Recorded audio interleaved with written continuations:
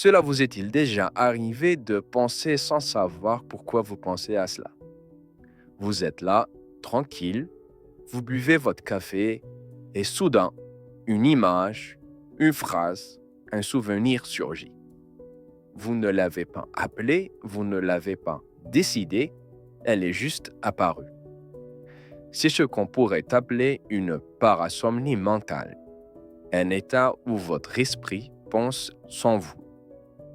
On croit contrôler nos pensées, mais bien souvent elles surgissent sans qu'on les invite. Elles prennent la forme d'une chanson qu'on répète en boucle, un souvenir au réveil, ou bien un scénario qui tourne en rond. Les neurosciences ont un nom pour cela, le Default Mode Network, le mode par défaut du cerveau. Actif quand vous ne faites rien, il rêve, projette, assemble, il pense tout seul.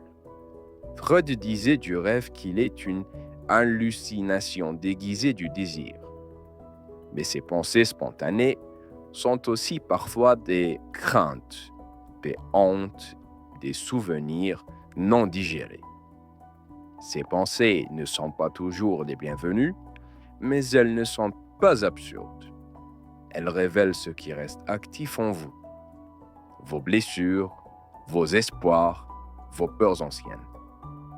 Plutôt que de les chasser, il faudrait peut-être apprendre à les écouter.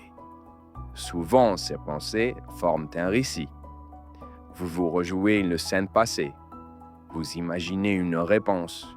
Vous projetez un futur. C'est comme si votre esprit écrivait un roman, mais sans auteur.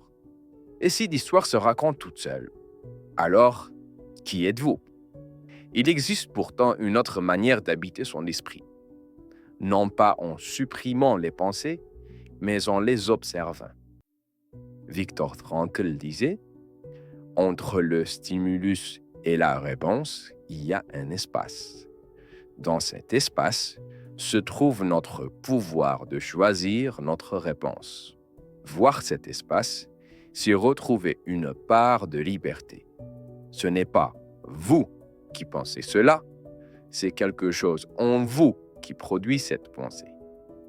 En conclusion, on peut dire que penser sans le vouloir peut sembler étrange, mais c'est peut-être une invitation à ralentir, à écouter, à se désidentifier doucement de cette voix intérieure et à commencer à habiter son esprit avec plus de conscience.